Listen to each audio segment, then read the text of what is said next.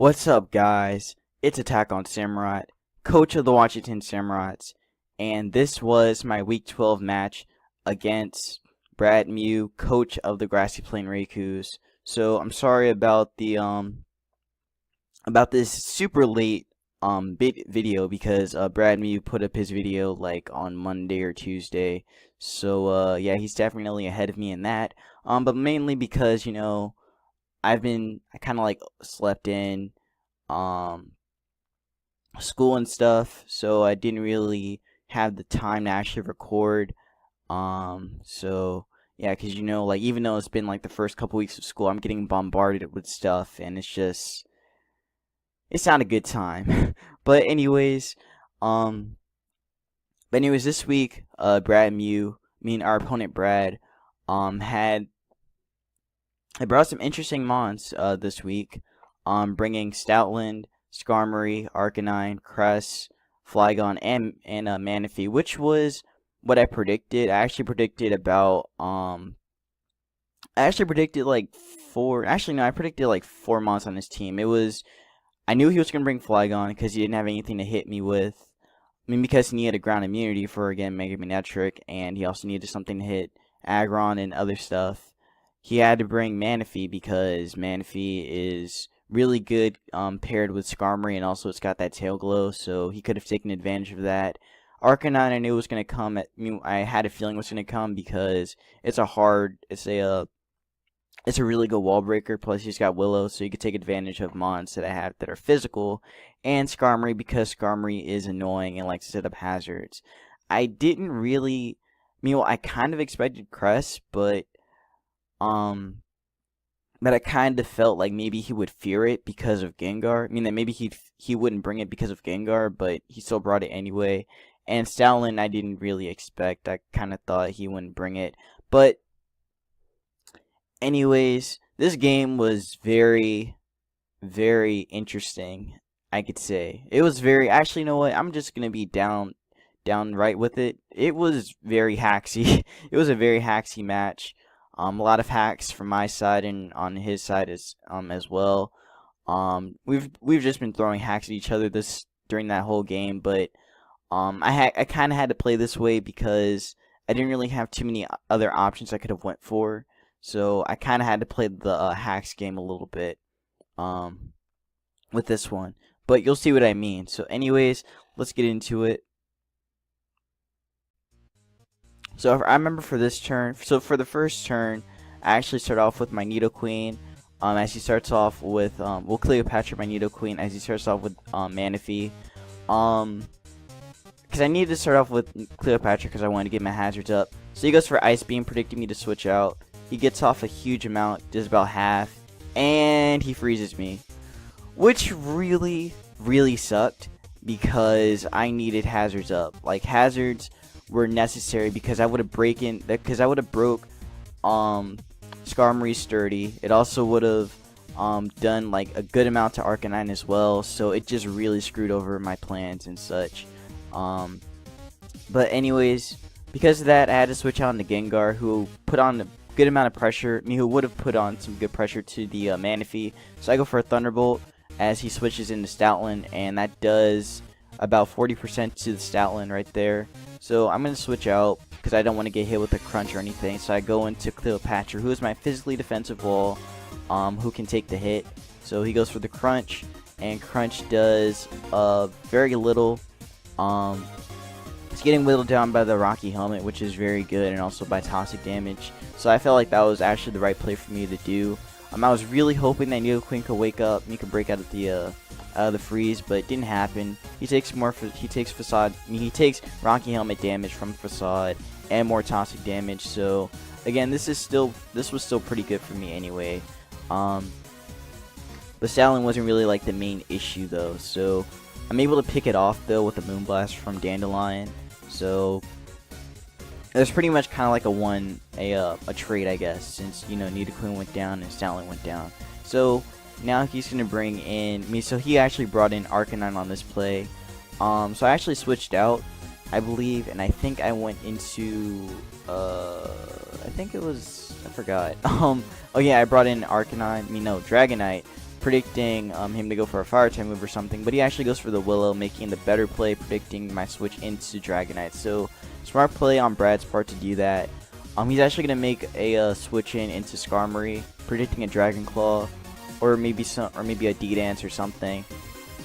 So he goes. So I do go for the D-Dance because I thought, well, I knew it was gonna come in, but I had something for it anyway in the back, so I pretty much didn't really fear Skarmory. So I go for the Fire Blast on the switch in. On the play that he brings in Skarmory. Well, not on the play he brings it in, but on Skarmory, and it does a good amount to it. He gets his Stealth Rocks up though, which kind of sucks.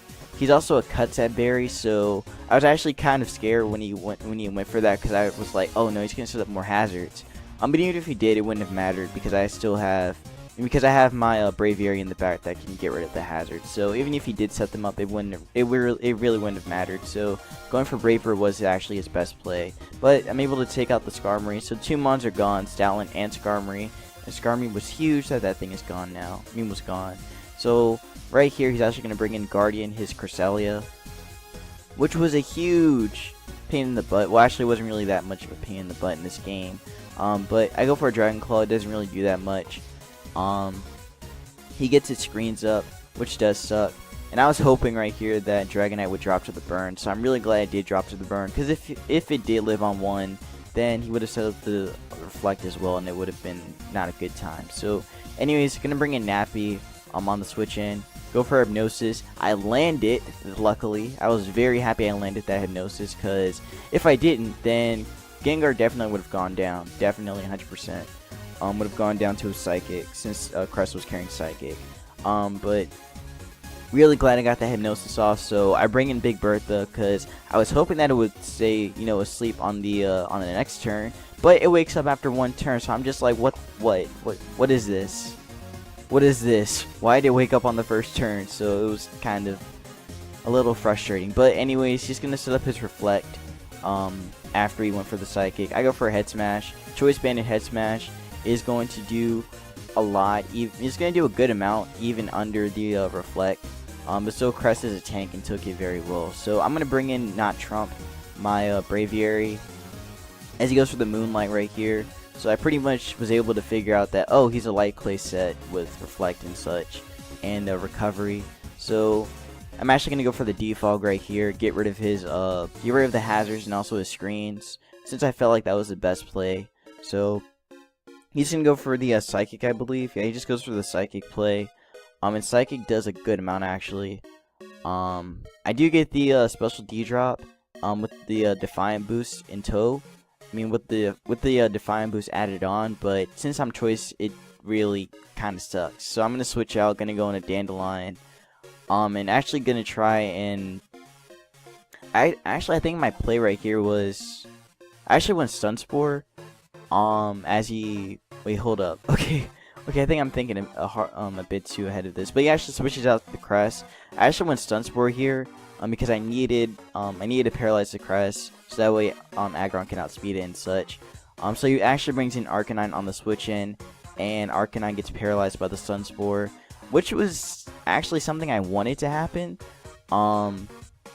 because having Arcanine paralyzed was actually the best play I could have made right there. So I feel like I actually did make the right play going for that. So I'm gonna go for a U-turn, trying to figure out if he was a Rocky Helmet defensive set, but he wasn't, since there wasn't any Rocky Helmet damage onto Dandelion. So I'm gonna switch into not Trump, as he actually gets paralyzed right here, which was very, very beneficial for me, because he could have went for Flare Blitz, he could have went Willow, he could have went for anything right there.